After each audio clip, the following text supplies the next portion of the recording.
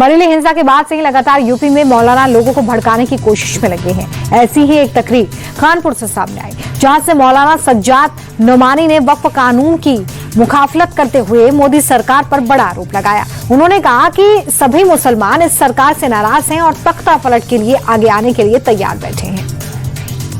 हमारे मुल्क के अवाम की भी बड़ी तादाद इस वक्त गैर मुतमईन है और तब्दीली की जगह ढूंढ रही।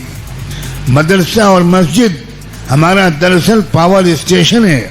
यह आपने कैसे मान लिया कि मुसलमान अकलियत में है और हिंदू अक्सरियत में है?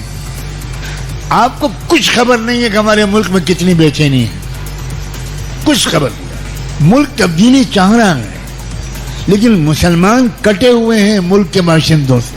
कि वो वक्त होता है जबकि लोगों में तब्दीली की आरज़ू होती है, उनकी समझ में नहीं आता कि तब्दील लाएं कैसे।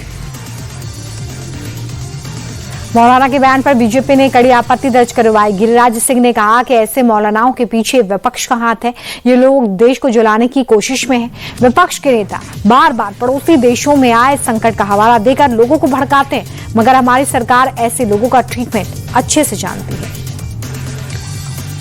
कुरान की आयत का मतलब क्या है? क्या देश में शरिया कानून चाहते हैं?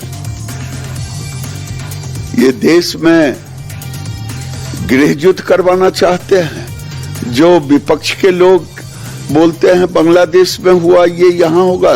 राहुल गांधी जैसे लोग, तेजस्वी पार्टी के सांसद जो बोलते हैं, लालू यादव के, आज ये सच दिख रहा है। ये मुल्लों का मानसिकता दिखाई दे रहा है कि ये क्या चाहते हैं। शरिया कानून गजबाए हिंद चाहते हैं।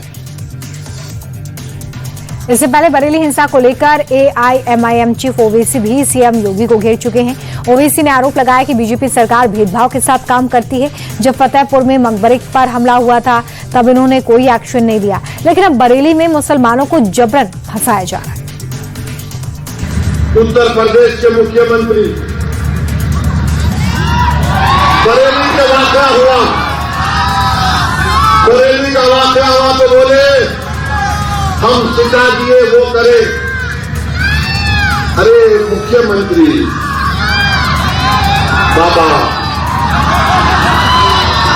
वो फतेहपुर की दरगाह में गुंडे घुस गए, एक वली की दरगाह में गुंडे घुसकर दरगाह को, खबर को लाठियों से मार रहे थे। आपकी मुंह में जबान नहीं थी। खाली बरेली में क्या हुआ वो याद हो आपको? फतेहपुर की दरगाह का याद नहीं है बाबा आपको?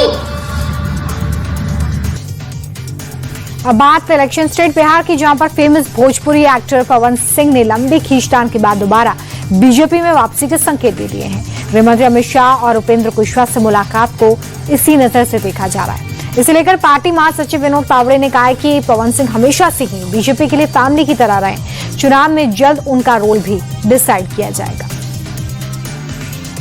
पवन जी बीजेपी में है, बीजेपी में रहेंगे।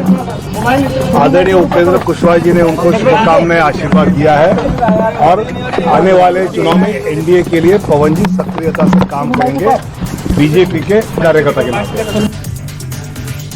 तेज प्रताप यादव ने पवन सिंह पर जमकर हमला बोला।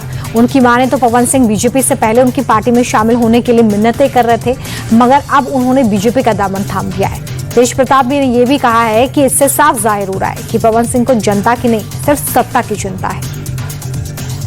पवन सिंह जो है कभी लखनऊ में हमारे पैर पे गिरे हुए थे, वाले भैया थोड़ा सा नीचे लोगों, हमारे पैर पे गिरे हुए थे पवन सिंह, और फिर दोबारा चले गए किसी और के पैर में गिर रहे हैं। तो ये लगातार किसी न किसी के पैर में गिर रहे हैं।